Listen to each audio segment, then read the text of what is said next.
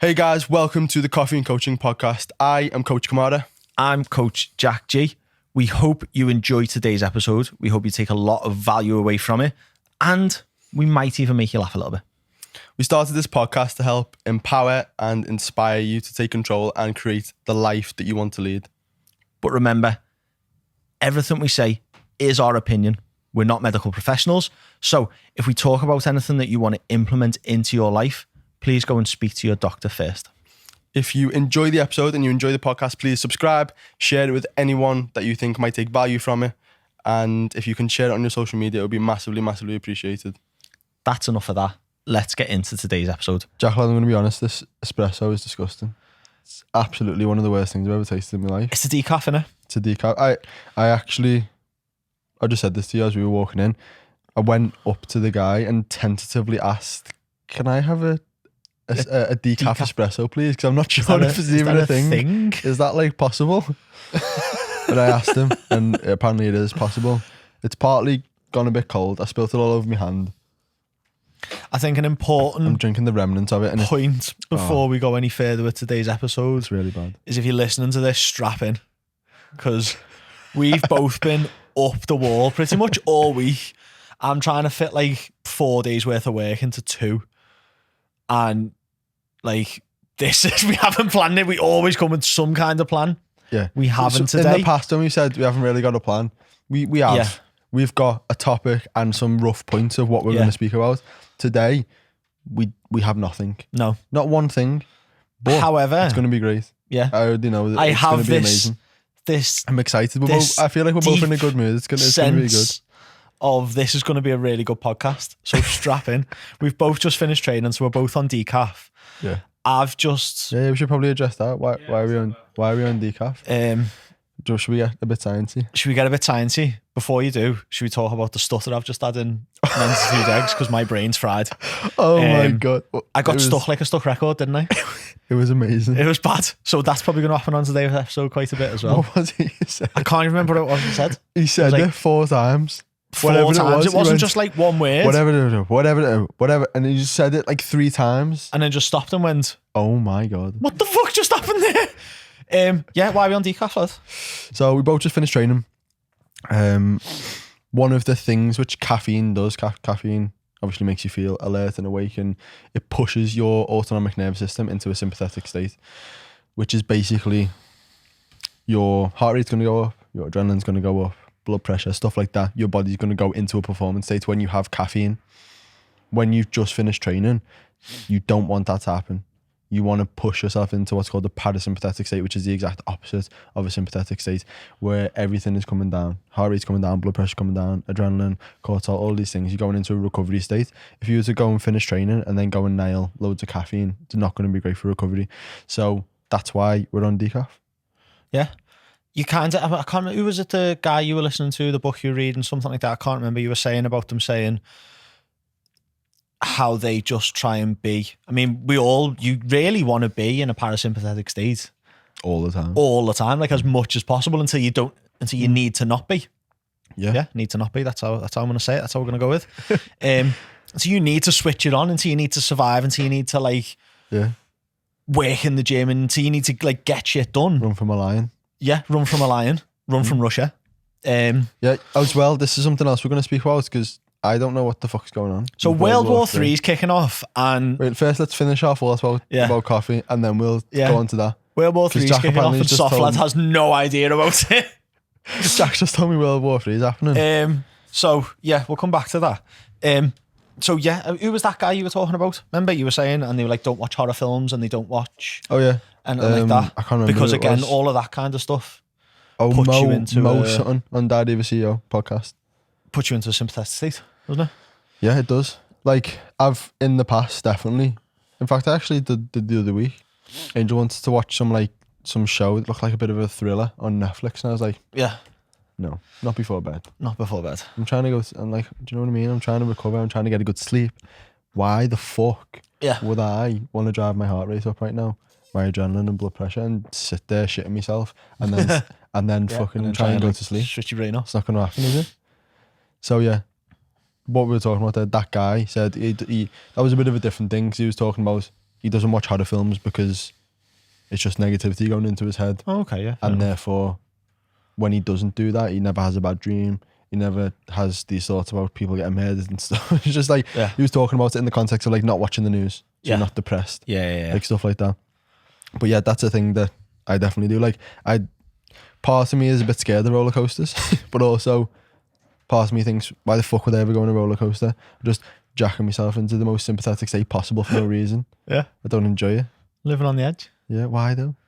Because it's close. It's nice, nearly dying, but not. Nah, fuck that. I nearly died, but I never. Fuck that. You've got to experience that. You've got to. I've done it, obviously, when I was younger, but I'm just thinking, it was ever since the smile happened. Never been on one since.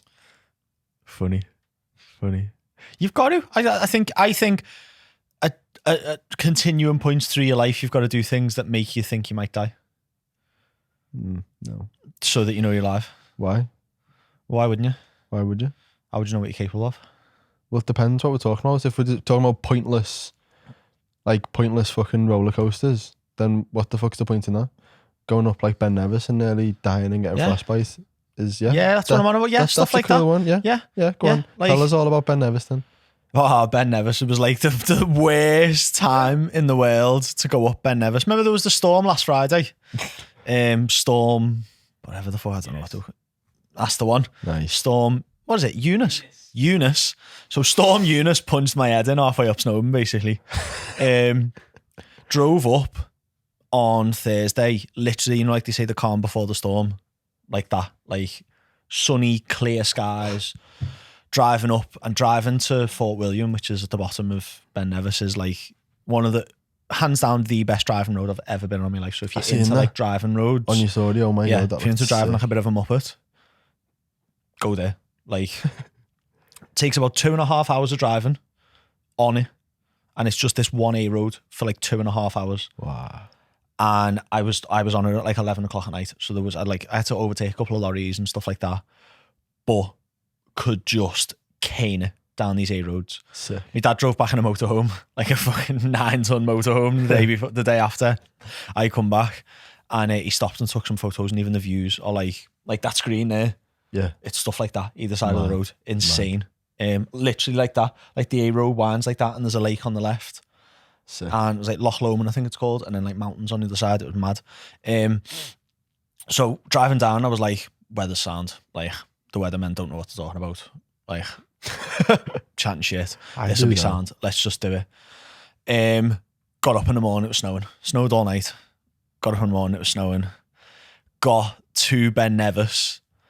And there was apparently in Fort William that weekend, there was like a mountaineering convention kind of thing. Like loads of people had gone there to like, I don't know what it was, but like people who were big into mountain climbing basically all gathered there, kind of like something like what's in the NEC, do you know what I mean?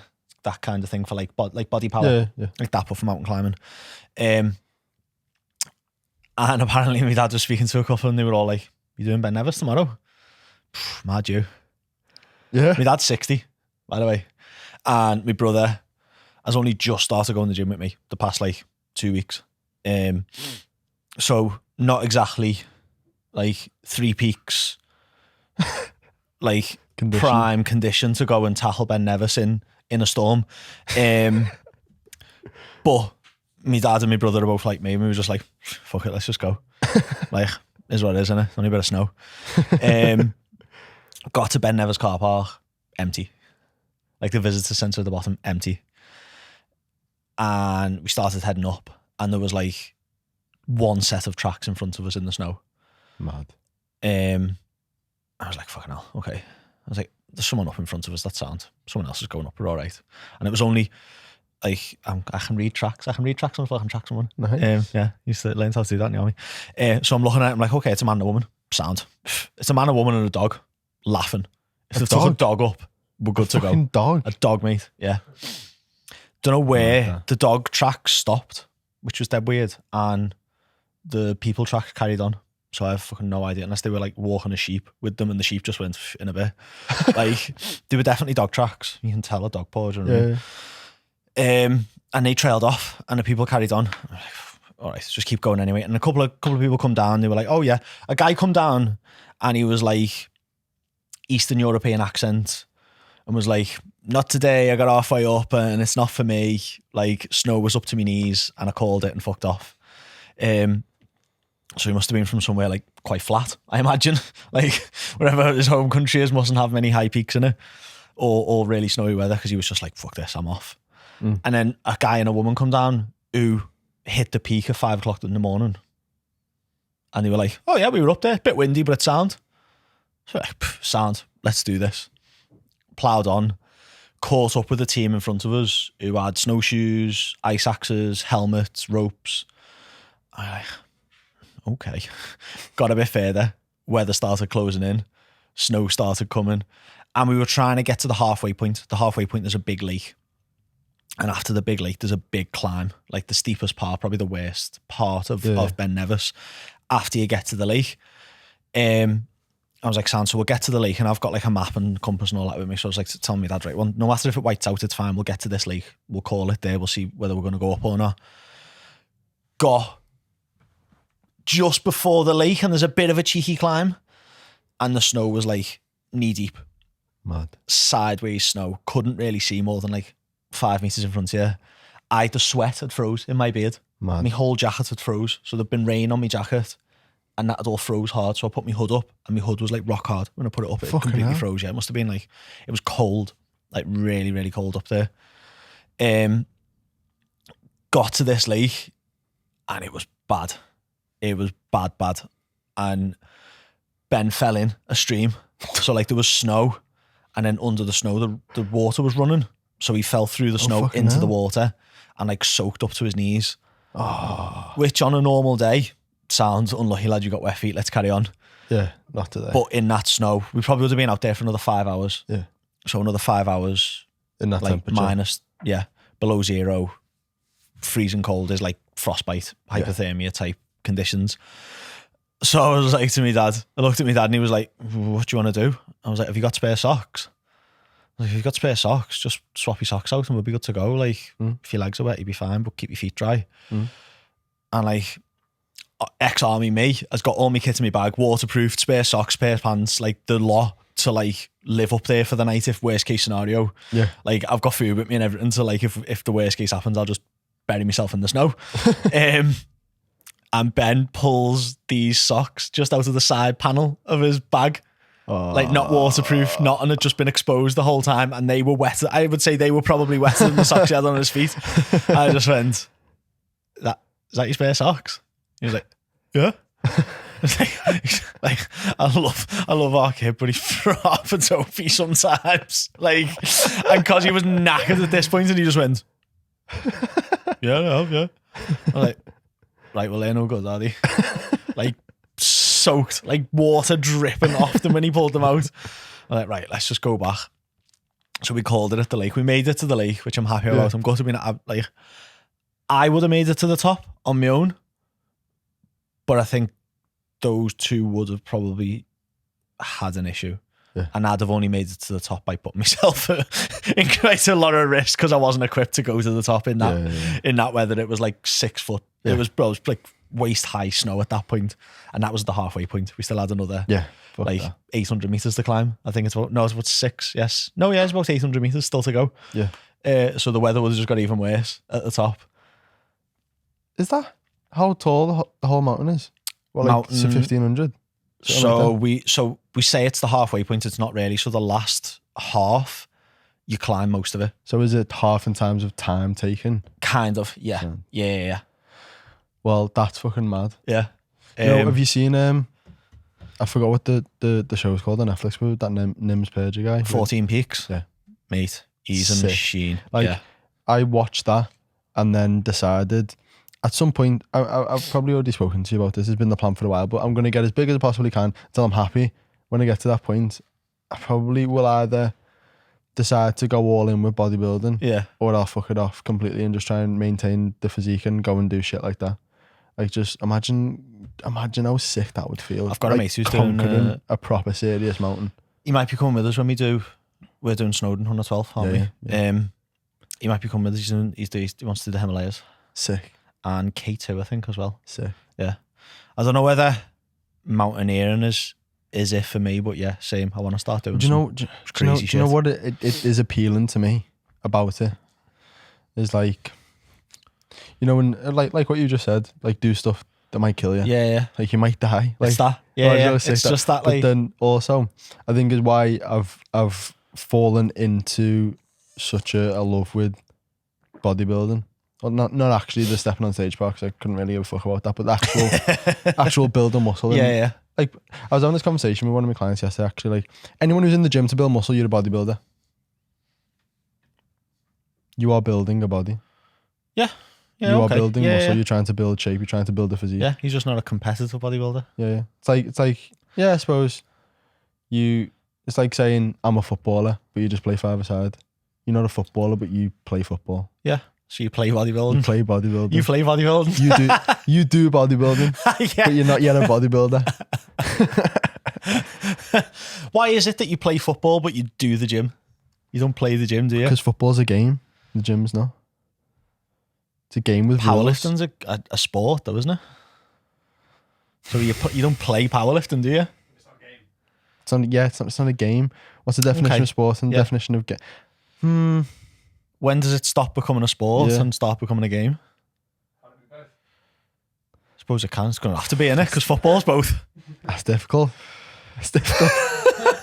If you're listening to this, right, and you haven't completely like lost it with what we're talking about, and you can tell us the difference between a sport and a game, or like how they can coexist, send me a message on Instagram and explain it to me, because I should know this because we definitely studied this at A-level P. I know for a fact. The guy who started the sports science degree should probably definitely be able to tell me the this. definition of the sport.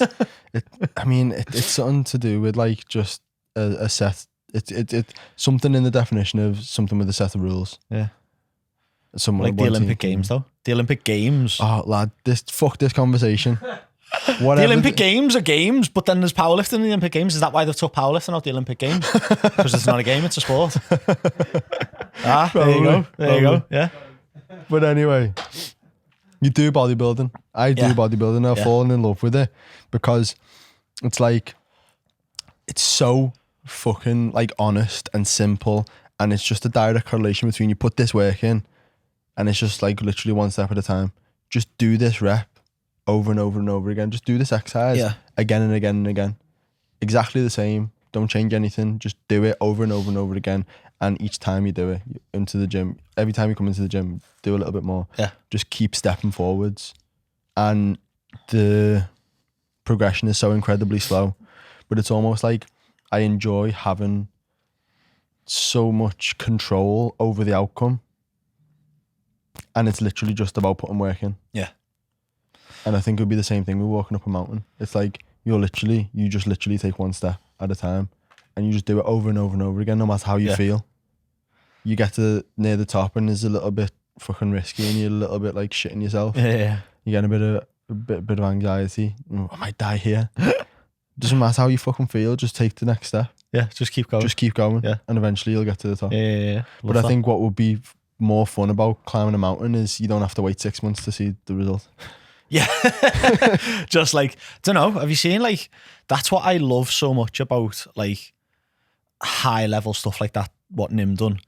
And I was going to say this, you sparked it when you were saying about that then, is like you're almost part of like a special little club.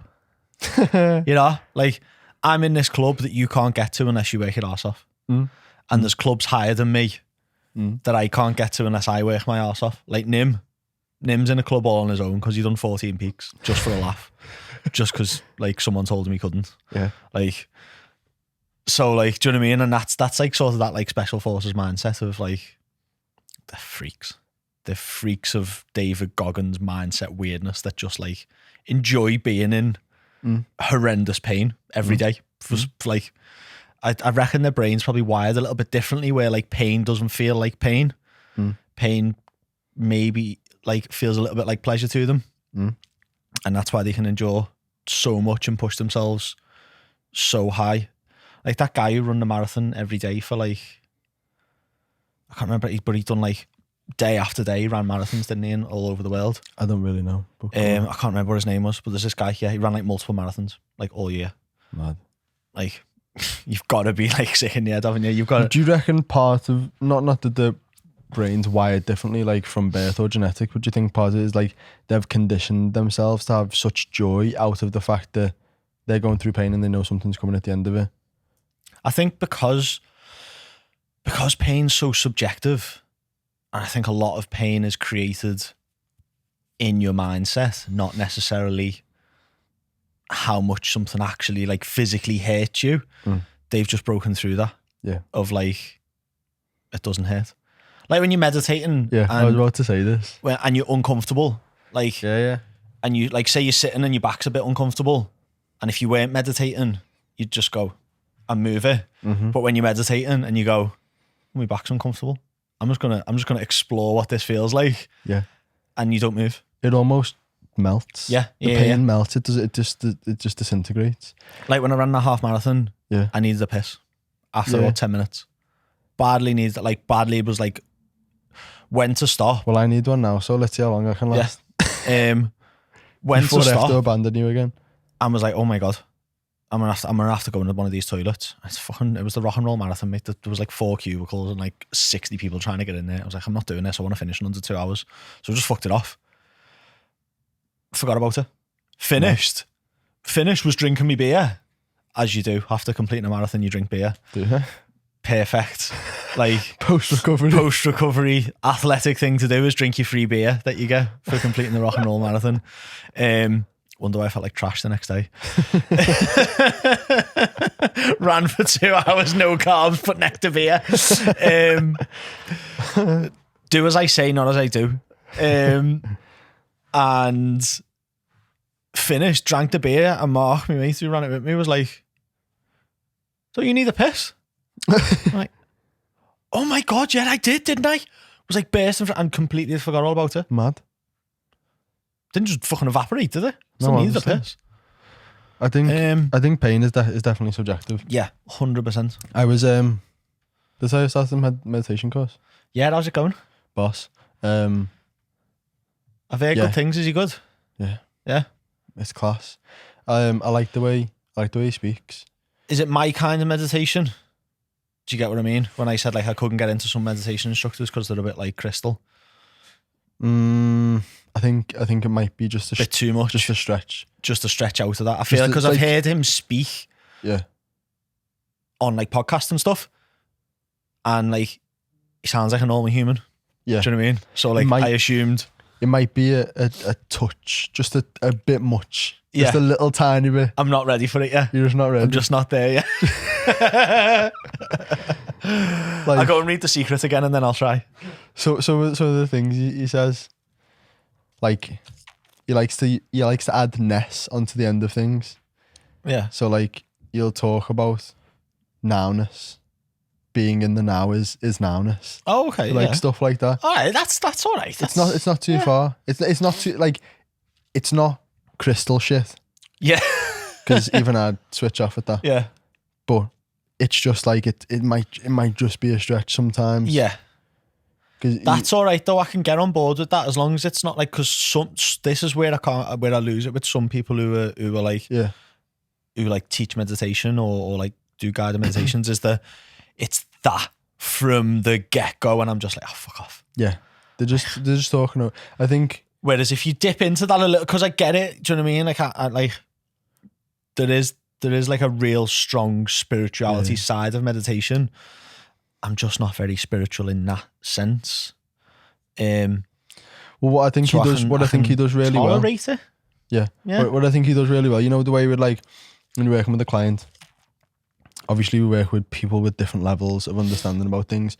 So, like, if I'm talking to you, I'll be very specific, just straight to the point. This is the scientific details of what I'm doing and why. Whereas with someone else, it might be like, right, I'm putting you on a diet break now just to drop a bit of diet fatigue and you'll have more energy so you can go and train well. Yeah. But, like, that's, like, fucking barely scratching the surface of what's actually going on physiologically. And so it's like he does that quite well. Yeah. So like sort of figures out where you're at and speaks to that. He'll speak at your level. Yeah, come to like your world almost. And like he's actually very on it with the vocabulary. So if you refer to yourself as like, yeah, I got angry. You'd be like, no, you didn't. Isaac got angry. You make sure that you're differentiating between your actual self and your awareness and your soul and the earth suit. I love it. See, that'd lose me a bit. Like, nah, I got angry, mate. I was there. I was present, Martin. I was present in this anger. I half enjoyed it. A little part of me egged me on more. So we were talking about like the difference between me and I. So like if you refer me, that means Jack, but I is not Jack. So me's the air suit and I is Spirit Jack. Yeah. Yeah. Okay. So like, but not Spirit Jack. Your spirit has no identity. Yeah, lad, it's too much your for me. awareness has no identity. It's nothing to do with Jack. It's just living inside Jack. It's too much for me to not have caffeine during this conversation. So potentially maybe you're just a bit far of a stretch. Yeah, just a little bit. But I think if he does a level 1, level 2, level 3, I've just jumped straight into level 2. So potentially level 1. Oh, okay, yeah. I mean, you've been into this yeah a while, haven't you? A long time level since you were like 14 or something. Yeah. Level 1 is like more practical stuff, like how to meditate and how to create awareness and stuff like that. This is more like fucking just you got to be able to balloon. And then level 3 is full on Russell Brand. Yeah. But anyway, it's going well. And the other day, I was in the yard meditating during Storm Eunice, and wind pissing down rain, cold as fuck. I was in me shorts, no bills on, no socks, with me slides on, and just a t-shirt. And I just thought, I'm just gonna, can't be asked going upstairs to get a hoodie. I'm just gonna go outside and meditate like this. Just stood against the wall so it wasn't complete. Hang on, what were you wearing? No bills, no shorts, No, just a t-shirt and your sliders out in your back garden. That's what you've just said, isn't it? No. Do you know what? We're playing this back in a minute, right? Please rewind. And if I did say that, because I was picturing your yard and I was like, there's a lot of windows there. You're just there with your dick out in the rain. What? No wonder that cat from next door is always staring at you. There's that weirdo who meditates with his fucking kecks off.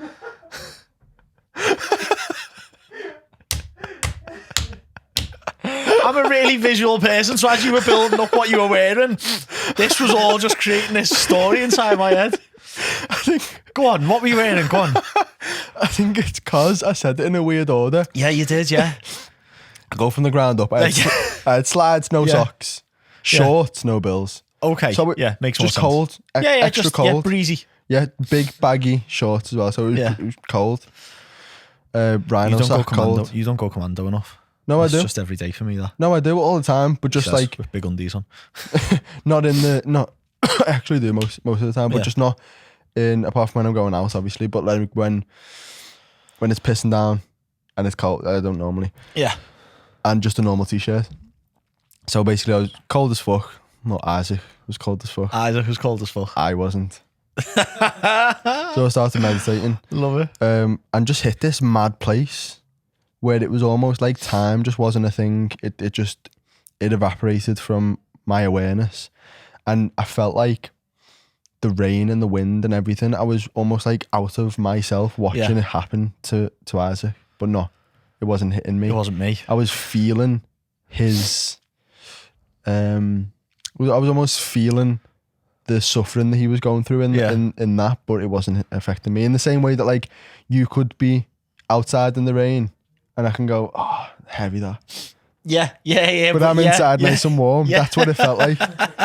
Like it's not really affecting me, but I can empathise. I can empathise. You were empathising with you. Yeah. I was almost doing that, and I was I was just fucking hell. That's like, on my skin suit, that on my air suit. Look at him, the little muppet. He must be freezing. No, honestly, in the end, I noticed that like I was getting like quite wet. Yeah, and I was just like. So I just went, you know what?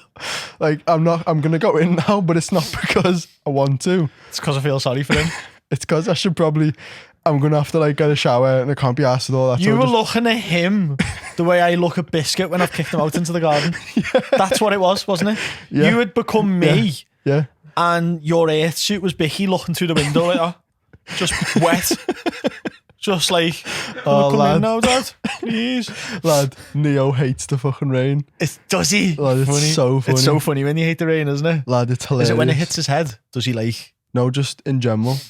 Like, I think Biscuit was the same when you're trying to toilet train him, get him used to it all. Just like open the back door and he just sits there. And he just go, He just won't. nah, I don't need a wee now, thanks. Yeah, but then you'll shut the door and he'll just look at you like that, like, I do need a wee, and then you'll open it. Look out, and he won't do it. Oh, I'm not ashamed to admit, there was times when we were toilet training him. Yeah. I was in the garden in flip flops with the brolly up, so we could wee outside under the brolly because then he'd go out. I'm not ashamed. I Yeah. actually don't have an umbrella. That's a better idea. I was holding my coat like that. That's even better. Getting pissed on myself. Oh yeah, Just absolutely getting drenched, but the dogs. yeah. As long as the dog's happy, I don't yeah. care. Just as long as you don't piss on the kitchen floor, please. Yeah. Just get out. If Like, it gets the job done. but you know what's funny? He proper is scared of the wind. Yeah, Proper, like, majorly scared. Like So, like, fla- I think the sound of it, the feeling of it, yeah. like, it probably, because his ears are all floppy, it probably, like, makes mad noises in his Oh, yeah, ears. imagine and it that. probably like flops his ears a little Yeah, bit as well, yeah. doesn't it? Like, So he does, like, this mad run. So he'd be out on a walk and a gust of wind will come and he'll, like, tuck his bum under himself and, like, sprint. yeah, I know the run. Yeah. It's so funny. How old's he now? 4 months. His actual first proper official ability to walk is tomorrow. I mean, Sick. I've been walking him for like 2 weeks. We're just round the block. Meet him up on Saturday then. Yeah. Yeah, sound. Bear Yeah, and- but just think. he's going to go on a walk with Bear and Coco as well in the morning. So maybe just bring Biscuit and they can all Okay, yeah, sound, yeah. mingle. Yeah. Biscuit's a bit better around other dogs now. I'll just let Biscuit off and Bear can just fucking finally have his fight with him and put him in his place. Because he's dying to, isn't he? Yeah. He's like, Do you want to tell everyone? yeah. Well, Do you know I think what, it's on one of our other podcasts, isn't it? Is it? Yeah, basically Bear just needs to assert his dominance over Biscuit, and Biscuit's like, no, don't care. And they were both on the leads, weren't they? And Bear was like, let me at him. Let me tell him. Yeah. Because as soon as he's off the lead and he fully pounces on Biscuit will go, "Are you joking, mate? No, but- You're in charge." Even like towards the end, they were pretty much off the lead, weren't they? Yeah, But then Bear like fully had his head in his mouth. yeah. And Biscuit was just like, yeah, so. And then he'd let him out, Yeah. and then he'd go back for him. Yeah, he's just He's not. a loon. He's just fucking loon. It's crazy. But yeah, Neo is very scared of the rain, but he's still good on the, like, he's, as I said, the more confident he gets. There's a couple of days where he was a bit funny because I'd just been taking his treats out. He went treats Yeah. through just as normal food, and he wasn't really paying attention to me Yeah. anymore. So I took out some actual treats, and now he pays attention Yeah. again. But what's funny is when he realizes that he's nearly home, he starts sprinting.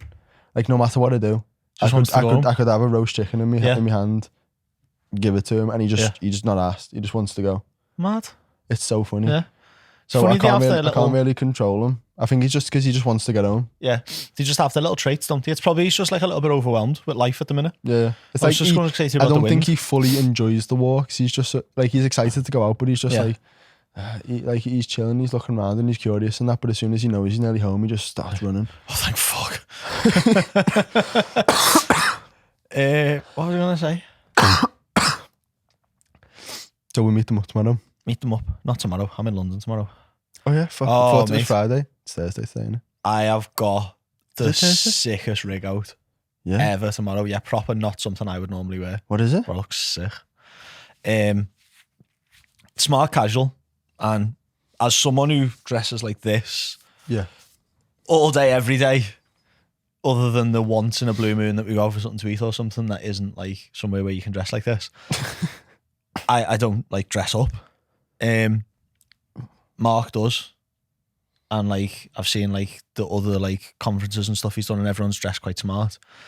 So he was like, yeah, it's smart casual. And that was it. Didn't give any other kinds of, and I was like, What is that? what's that? So put it on Instagram, didn't I? Yep. And everyone was just like, Zara. And I fucking love Zara. Zara's probably the only place I've always been able to just go in and buy something nice. Never fails, never lets me down. Went in yesterday and just, there's a pair of webs, there's a pair of pants, there's a shirt, there's a jacket. Nice. Sick. The softest white shirt I have ever bought. I didn't need a white shirt, but I bought it because it was some weird, stretchy, soft material. And I was just like, I need that. That feels absolutely fun. That's going to feel fantastic on. Nice. Want it. Nice. Some like beige chino stretchy pants things that are like above the Cut ankle. off the ankle. Like danglers, which is not me. What shoes you wearing? Grey trainers with like a white bottom. Yeah. But not like a trainer, like a flat trainer, like a smart trainer. Yeah. And no sock, or like a really low sock so you can't see the sock, and bare ankle. Nice. So it's a mood. Yeah. It's just not me. I'm excited to see. Yeah, and a what cream this comes jacket. out like. Wow. Cream waterproof jacket. I know. So Only wear black. fucking hell. Yeah. So we've got Berghaus to beige. we've got white, cream, and beige Yeah. in the same outfit. Nice. Bold. It is bold. Yeah. Definitely not eating wearing it tomorrow. Like, come home just covered in shite, sitting on the train home. I'm in first class on the way there as well. Nice. Yeah. My thought process was I was going to get first class there and back. But my logic was that on the way there, I'll be like awake and I'll get a coffee and I can do work and be quite alert. And then there's going to be like, there's a guy talking about like investments and like how to build your wealth. There's Mark talking about like business mastery and personal development. Sarah's talking about like what's coming up in terms of marketing and what sort of how to market in 2022. He's got one of his like best performing coaching concierge clients coming in to talk about like how he's got like 300 clients. It's going to be sick. But I was thinking, right, okay, so that's on all day and then there's drinks at 5. By the time I've had a couple of drinks and get the train home, I'm not going to be doing wiped out. anything productive there. So I can sit and coach because I don't need. You just be asleep. Like, on the way there, I've got like the quiet cabin in first, so I can sit with my headphones on, not be disturbed, and just work for 3 hours. Yeah. Do you know I fucking love trains for work? Yeah. Well, it's do you so know what? weird. I don't know what it is about it. I haven't done it in years. Same. So yeah, I was going to drive because I love driving, but I was like, I've got too much work to do this week. I can't. I've done that last week with Ben Nevis. So I just can't. I can't do it again. I can't sacrifice another 6 hours. No. And then play catch up on the weekend. It's just too hard. Not at all. But I'm excited. I'm excited for Mark. So Mark said it today. He was on a call. We had the group call today, and they are good. Remember I said to you I was a bit uncertain about them because it was just change. I don't like change. That's all it was.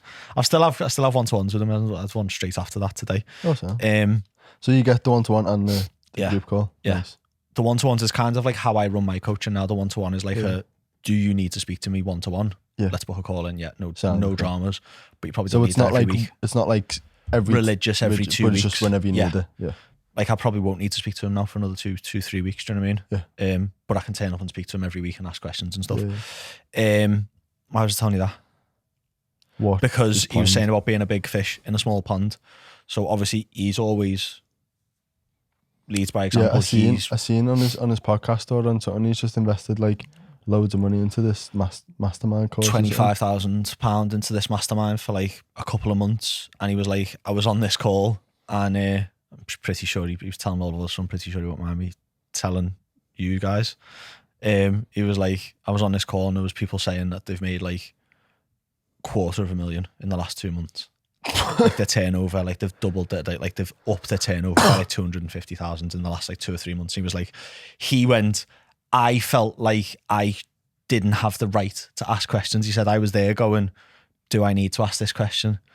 And he was like, they were speaking so fast and they were like so on another level, like quick. And he was like, so if you're on this call now, I was like, that's me. That's what I feel like when I'm listening about like, there's a guy called George, the one that's got like 6 coaches working for him. He's got like, I think he's got like 300 clients across 6 coaches who like I think Mark said today his team help train George's coaches to do sales calls. Right. And he's the guy that's giving the talk tomorrow. Sick. He's just smashing it. And it's just like, you're on a call with someone like that and it's like, wow. Just on another level. On another level. Even Jack Jacks. Jack Jacks is if you're listening to this, Jack, you're a machine, you know. He is. Mark said it today. He's relentless. Yeah. Like the systems he's got in place, the like, just the way he thinks. It's sick. Yeah. I love it. Stuff he was like, every call I've been on and Jack's been there, been like, oh, send me that. Let me see that. Let me have a look at that. Yeah. Like smashing it. Yeah, smashing it. He set a goal with Mark, and I won't get into any of that kind of stuff, but he set a goal with Mark a couple of weeks back, and Mark was like on the call today, and we had to like up that straight away, didn't we, because you just crushed it. Sick. And I'll tell you after like, because I'm sure he won't mind. We just don't. He's back in the UK, isn't he? Yeah, he's back. He's coming thingy tomorrow, and it's his mum's birthday, so he's flew over for the he said, the conference. I'm going to go up and train with him at some point next week, I think. How long's he back for? I think he said 10 days. Oh, nice. Like I suppose it's got to be worth it. I've wanted to train in shreds for ages. And obviously, that's where he trains, innit? So, and I haven't seen him for fucking ages since he went to Dubai. Should we road trip? Yeah. Yeah? Yeah. On a road trip? Yeah, Let's do it. Let's do it. Yeah. Maybe get the train. We'll work on the train. Oh. Yeah, man. Yeah, Okay. we're nerds. Yeah, we're getting excited about doing laptop stuff on a train. Yeah, we're self-employed. Hey, do you know who's fucking smashing it? Who? Rach. Yeah. So much so that she might have to hire another coach. Like, we might have to bring another coach in. Really? She's smashing it, mate. Sick. Yeah. So we might be hiring someone for her. That's unreal. Yeah. To take the online in terms workload of off her. ability or in terms of level 10? Level 10. Sick. Yeah. Since she gone to JD, is it just flying? Just gone into JD, and she's just, I think, like, not to blow smoke up my own arse, but also to blow smoke up my own arse, having me there to go, look, this is all the stuff that I didn't do when I was starting out. Yeah. And this is all the stuff that if you do it from the day that you walk into the gym, you'll just get full.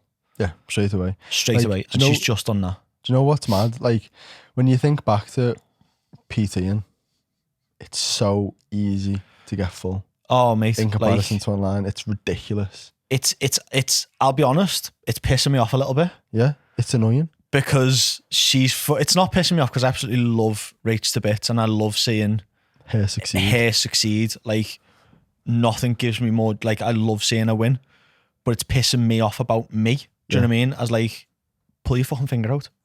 But you've been doing this way longer. Pull your finger out. It's a completely different ballgame. It is a completely different ballgame. It is, and I know that. I've always said, when I see people, like, people will have. I don't know if people often say it to you, but they'll see what you're doing as an online coach and be like, "Have you got any advice on how to become a coach?" And it's just like, even some clients, and it's just like, I don't mean to be condescending, but don't even attempt online coaching if you're not a PT yet. Yeah. Don't 100%. even try it. You'll be on like 3 clients for 2 years. I'm serious. Like, I'm not joking. You'll be on less than 5 clients for 2 years. Well, that's what happened with Rach. Like, Rach got online clients with me because of what I've built level 10 into. Yeah. But she was stressing out about. She was worrying about being a PT because she'd seen what it was like as an online coach. Going, people aren't picking up what I'm putting down, and it's relentless. Like, every day to market and to try and like give value to people online. Mm-hmm.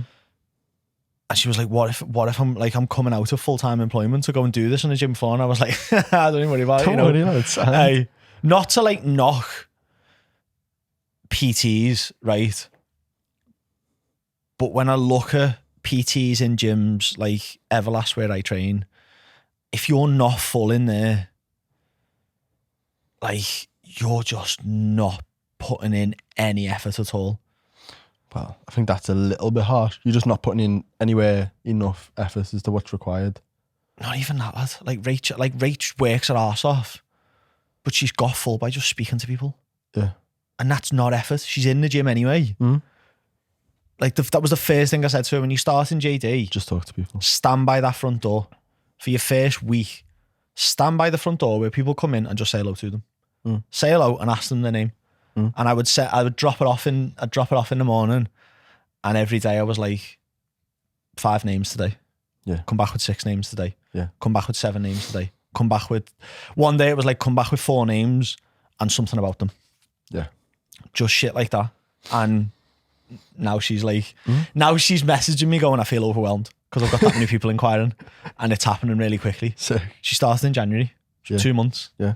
2 months, and she's hit the point where she feels overwhelmed with the number of clients she's got. I was like, there you fucking go. That's unreal. Like, maybe we should take a slight avenue into today's episode. Like, for any coaches or any PTs or anyone who's thinking of becoming a PT, what are some of the things that you would advise in trying to get yourself full? so I'm dying for the piss, so I'm going to leave you with that. you're going to leave me with that? Yeah. So just think of one thing. I might think of one thing whilst I'm in the toilet, and then I go and talk about this thing, right, while you go for the piss. And then I come go on, back, because I'll just moan about you. and then I'll come while back. you're going for the piss. I'll come back and I'll ask you Yeah. what you said, and you just repeat it. Yeah, exactly. So he fucks off for the piss every week, and then leaves me here like a muppet. And this is going to be in the podcast. This is in. We don't edit it out. What's the point? You can just enjoy me sat here awkwardly while he runs the toilet because he's got the smallest bladder in the world. Moan about him. And then he'll come back and go, what did you say, lad? And I'll just repeat it all again anyway. So I'm not going to. I'm not going to repeat today. I'm not going to tell you anything about what I think you should do if you just start out as a PT. And say any of that stuff. I'm just going to moan. And how he knows he's coming in here. He knows he's coming in. Why didn't he just go to the toilet before we went? He's a quick peer, I'll give him that. Then. He is quick, I'll give him that. Like, he doesn't read the signs on the walls or not. He definitely doesn't wash his hands. The last time I was like, oh my god, did he just blow his Yeah, he definitely hasn't washed his hands. We'll ask him when he comes back. He'll hear the blow dryer if he has. Oh yeah, he won't, because it'll make noise. Yeah, you know. Hand sanitizer, baby. He's taking long this time though. Yeah, you know when you go for a piss and you sit down? Yeah. Hang on a minute. Bit more than a wee, this. I'm not telling you anything that I've just said, so you can just sit down, shut up, and listen to what I think you should do if you're a new PT. I basically just moaned about you the whole time you were gone, and then complimented you on being quick at having a wee. Oh, no. You don't wash your hands though. Dirty bastard. I'm not dirty. So what do I think you need to do as a PT and as a coach? It's different. The one thing that is true across the both, and the thing that I've struggled with the most since creating Level 10 Life, is knowing who you're speaking to. Firstly, knowing how they speak, what language actually engages them. So as a PT on the gym floor, that was an initial problem for me because 6'1", got a big ginger beard, and I'm half big. So going over to a nervous looking 18-year-old girl, she's a bit intimidated by me going over. So how I approached that situation, because it was young girls I worked with on the gym floor, predominantly. So that comes from having conversations with people on the gym floor. So approaching that as like hey, I'm not a gym creep, I just actually genuinely want to help you out. Figuring out how you do that. Is that how you actually started the conversation? Just straight in was like, hey, I'm not a paedophile. Not a gym creep, not trying to chat you up. You're just not doing that pec fly properly, so can I show you how to use it? Amazing. Yeah, I'll just be like, hi, this is going to be really weird, but I work here, so it's not that weird. You're doing that a little bit wrong. Do you mind me just giving you a little pointer? If not, I'll be on my way. And he'd be like, either yeah or oh no. And that was it. So that's how I overcome that one. But online, working with Rach is probably the best thing that ever happened to me in terms of an online coach. Because she said it herself, I'm your ideal client. Yeah. She's like, she's my avatar. She's my perfect client. So when she writes a post, she had like a quarter of the followers I've got. And the post would do more than to get more engagement than mine. So I just look at her post, look at how she was speaking, look at the language she was using. Like the first caption she ever wrote as a coach, she passed it to me and was like, what do you think of that? I was like, oh my fucking God. I remember reading it. That caption is sick. Like, as if you've been doing this for ages. And she was just like, well, I'll read what you write. I kind of see what you're doing. And I just put my own words into it. Like, it's well better than I could write. But you are that person. Do you know what I mean? You're speaking to you. You're speaking to the problems that you used to have. Whereas I kind of am, do you know what I mean? Like I was that person that was shy in the gym and sort of didn't know what I was doing. But also, I'm not, because I was in the army and the language I'd use to speak to me isn't the language I would use to speak to 99% of the population, whether you go to the gym or not. So that doesn't work on social media, really. So I need to word it in a way, one, that people can understand, and two, that they relate to. But knowing who that is. And if you get that wrong, it makes life hard. And I've got it wrong in the past, multiple times. Ended up working with people that either didn't fulfill my desire, like my enjoyment as a coach, so I don't enjoy coaching the person, or the business is just dead in the water because no one cares about your message because you're saying the wrong things to the wrong people. Or you could be saying the right thing, you're just not saying it to the right person. You could be saying the message that if it was delivered to the correct people would be fucking perfect. You're like, oh, amazing. Like I could be just sending it to the wrong cohort of people. And you think about people, and we always talk about like people talking about like biomechanics and really like nerdy stuff in their captions or in their videos, but then marking it to someone who's like just joined the gym. It's the information's right. The information's good, but and I understand it. It's irrelevant. But it's irrelevant to the person you're sending it to. It's like what we were saying earlier, isn't it? If I was coaching you, I've got to deliver my message in a way that actually lands in between your ears. And it's like if you are a coach who coaches coaches, then maybe you can speak like that. If the coaches that you coach are at a very high level, maybe you can start talking about moment arms and like really getting into detail with them. Like I often speak about moment arms, sometimes do a little bit of biomechanics. Sometimes you just get clients that like it, don't you? They want to know. But even sometimes on Instagram, just to demonstrate, look guys, like there's more to this than just getting on the machine and smashing it. So sometimes there's a time and a place for it. But even that, dumbing it down for people, like, do people really need to understand force angles and like rotational inertia and all of that, or do they just need to know, on this cable I need a 90-degree angle between my arm and the cable? That's at this point. That's all they need to know.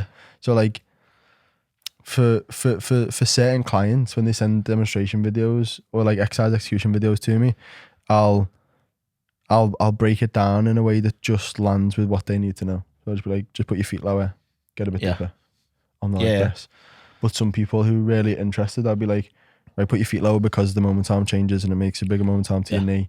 Sorry, the line of force change, it makes a bigger moment arm to your knee, therefore you're going to drive more hypertrophy for your quads. Like, they'll appreciate that and they'll understand that when I draw it, and it'll be great, it'll land. Whereas if I did that to someone who's literally just started the gym, what the fuck? And I'm just like, he's just going to be like, oh my God. What's going on? I think one thing for me, and it's more so when I'm on calls with actual clients, is that I get carried away because I love this shit, that when we're talking about something, I done it last night with a client. What were we talking about? It's irrelevant, but I just went right into the science of something and then just went, lad, she doesn't care. A little voice in me, I just went, lad, she doesn't care, shut up. And I was like, anyway, that's a little bit of useless knowledge for you. Let's get on to the next thing we need to talk about, because I get proper sucked into like, do you know what I mean? And then you like, this has no place here. No, you don't care. You don't give up. You don't. It's not even that you don't care. You just don't need to know. You don't need to know why we're doing this thing that we're doing.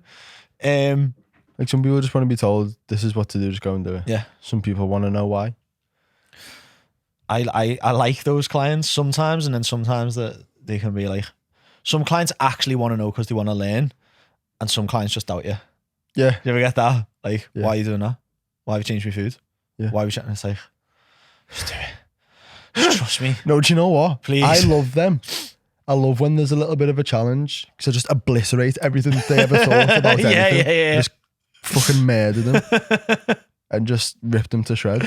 I said something, so telling you about Demi, who I spoke to in the gym today. And she was warming up and I was just chatting to her. And this is a girl I'm going to start working with over the next couple of weeks. And I said something and I was like, yeah, so I need you to be like a guinea pig for this program for me. I know it works. I just want you to trial it out. Like, I'm not making it up. Promise you, I do know what I'm doing. Like, I'm doing it for a while. And she was like, no, I know. I was like, just like, you're not a guinea pig in terms of, like, it might work, it might not. just But trying. it was just like, yeah. That's what I said on a call last night as well. I said to one of my clients, I was like, okay, we're gonna she crushed it. It's the post I'm gonna put up tonight. 13 pounds in just under 4 weeks. Nice. Just consistent, ruthless. And tonight I'm gonna post about the 3 steps of how she's made that happen. But her weight's starting to like sort of plateau a little bit now. So I was like, okay, to be honest, where your calories, like I guess that's where your calories need to be. I was like, well, I didn't guess. Yeah. Like I do know what I'm doing. I was like, I didn't guess your calories. Like I worked them out. Like I did the maths, I did the sums, I worked that. Like I looked at all your stuff. Like I come up with a number that got you where you needed to be. You just lose. Oh no, that's what it is. She's losing a bit too much weight still. Yeah. Like 4 weeks in, it's still coming off rapidly. And I was like, okay, let's eat more food. Because in her check-in, she was like, one of the things she said was great. I love this because this very rarely ever happens. Is I'm starving. I've got like really bad cravings for chocolate, and like I've really struggled this week. Like, what can I do about it? And I was like, mate, you're a stone down in less than 4 weeks. Eat some chocolate. Like you've been under your calories the past 4 days. Like eat some chocolate. She was like, oh, can I? I was like, yeah. Yeah, that's what they're there for. I was like, you can go all the way up to that 2,000 if you want, you know. Like, oh, I was like, yeah, it's not a competition, so you can eat the least. Like, so like now she's gone into, she's like, oh, next week will be easy then. I was like, yeah, it will, yeah. Eat all the chocolate I want. All the chocolate. I haven't actually upped their calories. Just kept them the same. I've just kept them the same, but And she's just said going to eat actually more. hit them. Yeah. Yeah. And that will get her a little bit more sane anyway. Yeah. 100%. I think when you're losing a rapid amount of weight, it's very fucking consuming on the soul. Yeah. I mean, it's great for her psychologically for anyone who wants to lose like a large amount of weight. If you can lose a stone essentially in 4 weeks, you're like, fuck yeah, let's keep going. Like I'm going to have this weight off in no time. Yeah. But what you don't really realize is that catches you so quick. Like she's already getting them like cravings for chocolate now. Yeah. That's week 4, not even the end of week 4. Yeah. It's like the end of week 4 today. So like week 5, week 6 is where like the sugar monster's going to come fucking kicking your front door down and being like, hey motherfucker, we're on the midnight delivery tonight. Is that its voice? Yeah. That's its voice, yeah. That's the Just Eat voice. You know, like the Kool-Aid guy? No. Fuck's sake, ruined on you. Yeah. So like it's just jumping on that a bit soon. It's like, great, you've smashed it. Yeah. It's hard. Do you find that quite hard? Which? Like telling someone they need to slow down? No, I don't find it hard. I just tell them. Obviously. Ruthless. No, I mean, do you find it like they find it hard? Because like Yeah. she's smashing it. They Do you know find what it hard to accept it. Yeah, I didn't make that words that wrong. It's not like I'm like, oh, I've got to tell them to slow down losing weight. I don't feel bad about it. It's like they don't go, oh, okay, yeah, sound, let's lose less weight. Yeah. It's a hard conversation. It's not a hard conversation to have, but it's always like a, what? You Yeah. want me to do less? And it's like, yeah. Again, back to that like bigger picture thing we've got that understanding of why and they haven't, and is trying to get that across in a way where they're like, okay, I'll trust you. Because sometimes I've said it and people just go, no, fuck you. Like, I want to keep losing 5 pounds a week. It's like, okay. Let's see how you feel in 3 weeks. See you in 3 weeks' time then. No, but it's just one of them. I like sometimes when people will, like, we've got this thing in society where people just are conditioned more is better. And without a true deep understanding of like fitness and exercise and fatigue and nutrition and how all these things is sleep, stress, everything's interplaying together, people are just like, yeah, I sleep shit, I'm starving and I'm hungry, and it's just like fucking David Goggins mindset. I'm just gonna keep going. I want to do more cardio. It's like, no lads, like no, just fucking relax. Like, trust me, I've done this hundreds of times. If you keep going, it's gonna fuck you up. So just take a step back. Just drop your steps by 2,000. Like, I think what's difficult for people is when they've been training with loads of volume and then I come in and go, what are you doing? 2 sets. because you're training like a fucking pussy. What are you doing 5 sets? Yeah. Train hard, but do 2. But like, I think what is something that's important, and I think I've got better at, is empathizing with that, because the part of me which just thinks that's stupid, do this, Yeah. needs to also understand that this person's emotionally attached to this Yeah. method. They love training with high volume because they get a good pump. It makes them feel good. Yeah. Stuff like that. So rather than going, right, stop doing 5 sets, do 2, and then we Yeah. get them no pump, because they still haven't yet learned to train with any intensity, just randomly from going for the 5 sets. Yeah. Can't say do 2, but bring ruthless intensity, because they don't know what that is yet. Yeah. So them doing 2 sets and getting no pump and just looking a bit flat and just feeling a bit shit and thinking, oh, this is not working. Like, that can have more negative effects in terms of their psychology and how Yeah. they're approaching the whole program. So it's like, if you don't believe in something, you're not going to throw yourself Yeah. into it. So about sort of like transitioning things in. So sometimes when I'm trying to get people to follow something that they inherently don't believe in or disagree with, Yeah. part of it's educating them, but part of it's also easing the transition for them.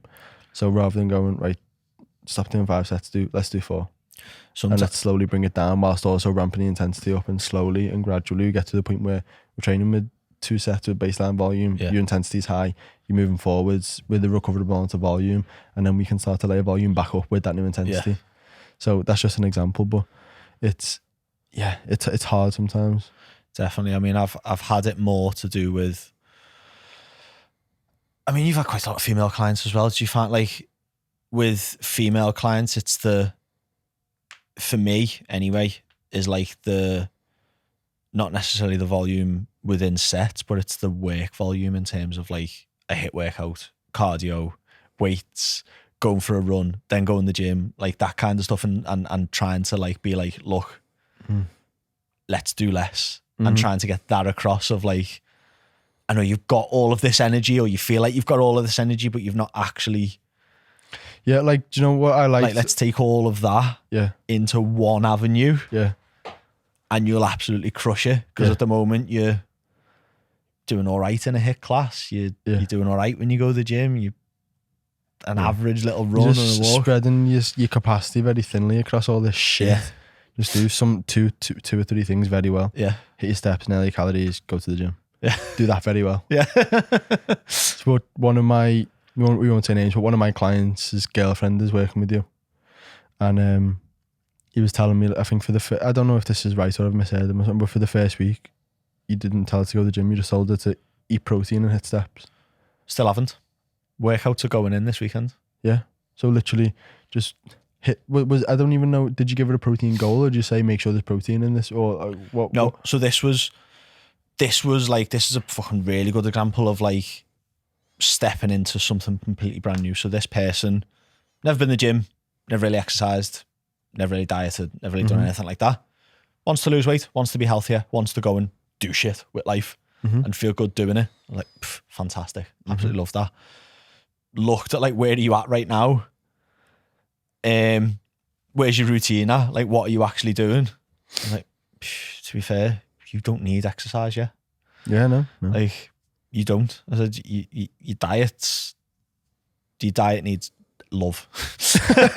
Your diet needs lots of love and attention, because it's not even necessarily the amount of food that she was eating. Obviously that plays a role because she was gaining weight. It was the quality and the food choices. So we just changed. I was just like, tell me where you eat. Tell me what you do for the day. Okay, have this instead of that. Try this instead of that. Here's how calories work. Yeah. Here's a rough protein ballpark. It wasn't even like eat 100 grams of protein. It was like, if you can get to 100, fantastic. But if you can eat 30, great. Somewhere in between that, that's where we'll start with. Yeah. Hit your calories, go for a walk every day. Yeah. Done that for a week. Week 2, fantastic. How many steps did you average last week? Great. You've averaged about 4 last week without really having a step goal. Can we do 6? Can we do 6.5? Worked it up. I think now she's on between like 6 and 8. Food's nailed, calories nailed. Like all of that is like built into a habit now, and she's happy sort of doing that without having to give it too much thought. And she was, and then she's asking me about exercise, which is what I wanted to happen. Yeah. I didn't want it to be like, Here's some exercise. go and do exercise, go and do this, go and do that, go and do this. And she's just like, whoa, I'm not going to do any of it. Yeah. But she's messaged me Yeah. saying, are we putting any workouts in yet? Yeah. And I was like, okay, yeah, Boss, 'cause she started to see. You're ready to work out now. She Let's started do to this. see somewhere. Now she's excited. Like, well, fucking hell. If All I I'm do- doing is going for Yeah, a yeah. walk and hitting rough calories. Yeah. And I'm seeing this. What would Yeah. happen if I went to the gym? Yeah. So it's like the perfect stepping stone. And it's kind of that process for me in terms of like the new program that I'm starting has really helped shape sort of how that program's going to run. I spent a lot of time working on that this week. We've got 4 phases that we're going to take every client through, and they're like 4 defined phases of their journey. Sick. And we're going to create like challenges and almost homework at each stage to ensure that like they're ready for the next stage. Sick. So like ideal plan, it's 16 weeks long. Week 0 before they even start with me is like an induction week. Mm-hmm. Weeks 1 and 2 is what we're calling the foundations, where we're going to establish maintenance calories, do strength tests depending on like their ability, do some fitness tests. We're going to bring in some military fitness tests that I used to do for them. And just establish a kind of baseline depending on where they're at. And if they've never exercised before, or they're very new to exercise, like they can't do a 10 rep max on deadlifts, or they can't do like a 10 rep max like squat, then we'll get them to video their squat, video their, and just to establish that baseline, and then filter in a very basic exercise routine for 2 weeks. Regardless of what they're doing, they might come to me and be like, I'm training 5 days a week. Yeah. And I do this many sets and I'm doing this, and I'm still going to go, sound okay, well, you're not now, you're doing this. This is your new baseline. Do this. Let me see how good you are at doing this. And then we'll build from there. And then we move into the next phase where our 2 focuses are going to be strength and health, like strength and like getting stronger, feeling fitter, or like fat loss and build muscle. And we're just going to avenue them off down those 2 for 6 weeks. Sick. And then when we get to the end of the 6 weeks, we review sort of where they're at and what they want to do next. But we're also I want all my clients to be self-sufficient.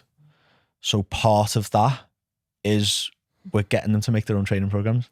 We're getting them to make their own meal plans. We're getting them to they're going to learn how to meditate. They're going to learn how to journal. That's part of the foundations 2 weeks, is that you learn to meditate, you learn to journal, and you build that in as a daily habit, because I think it's fucking essential for everyone. So I don't care what you think, you're doing it. Just get it done. Trust me, you'll be better off for it. Yeah. Which Lucy is going to come in here, Jacob, and we're going to film a 14-day guide to meditation. Nice. Yeah, so I'm just going to book the studio and just get Lucy to come in and film that. So yeah, it's going to be like part of it. That's why I've been so busy this week. Part of it is like, here's a blank training program for a day. So here's like a blank workout template. Here's a table for you to list all of the equipment you can see in your gym that you know. Yeah. And you've now got the understanding of what goes into a training program. Go and build a workout. Nice. So that then I know when they finish working with me, whenever that is, they can walk into a gym, look at what equipment's there and go, okay, yeah, I can build a workout from this. Sick. Is this going to be a group program? No.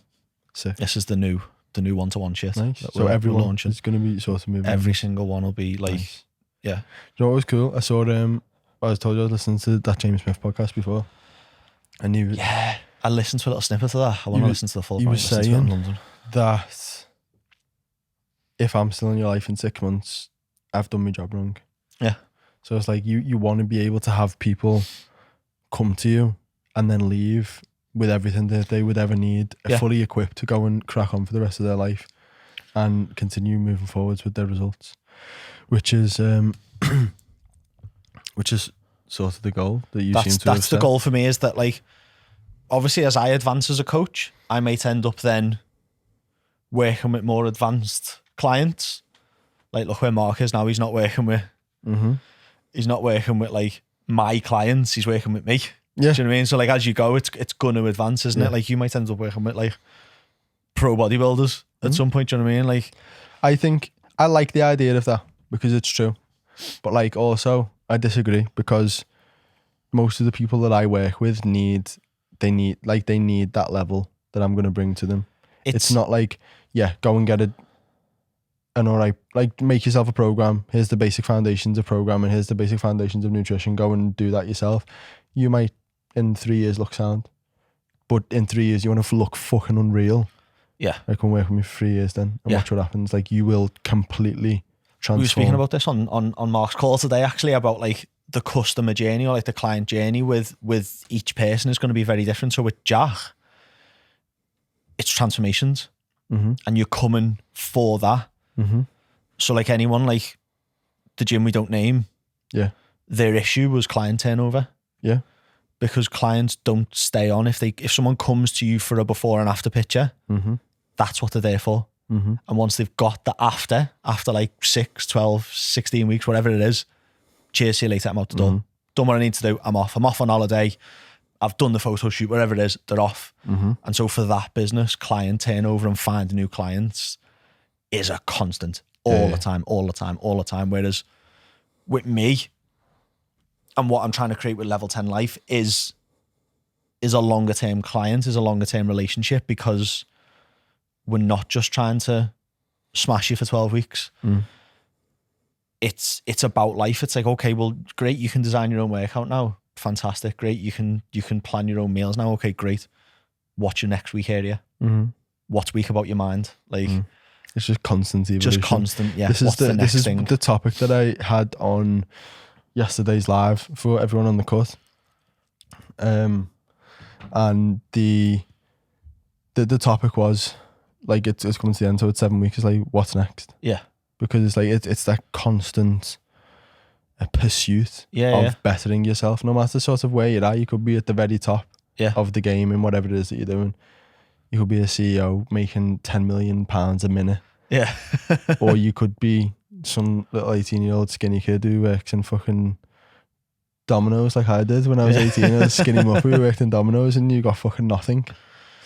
Like, wherever you are, it's just about, right, it's like going back to the start. Let's pull it all back just before we end. It's like at the very start, like when we were talking about the mountain, it's just like, if you want to get to the top of that mountain, you just got to take the next step.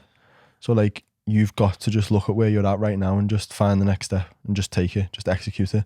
And so what I was talking about is, it comes with, again, go back to, we always say this, the first thing is awareness. You can bring awareness around where you're at now. Specifically, what do you need to do to improve your situation right now? So it's like some people might come to me and they want an unbelievable physique, and it's like, it's not a case of working with me for 16 weeks. Yeah, it's like, you need to work with me for 3 years. That's where you want to be. Yeah. Like, so, but then some people just want to get shredded for Ibiza. So yeah, let's come and get shredded in 12 weeks then. It's sound. But that's something for my own self, thinking about the next step, something that we've already spoken about in last week's episode, about the clarity that I want to bring to More Than Muscle and what it actually is. But I want to build more of a reputation as a coach that builds muscle, because I think a lot of people will look at me from the outside and be like, you get people shredded. Yeah. Which is sound, great, fun. But I want to be known for building muscle, like slapping serious amounts of tissue on people. So that, I'll tell you about my plans. No, I think I've already told you, actually. Sort of. Yeah. I'll tell you more about it. Kind of, yeah. I'll tell you in a bit. That's us, isn't it? It's a nice little end. Yeah. Sick. I mean, considering we had absolutely no plan for today's podcast, sound there. Smashed it out the park. I hope you enjoyed it as much as we did. Yeah. If you're still listening, nice one. Yeah. Leave us a review. Nice one. See you next week.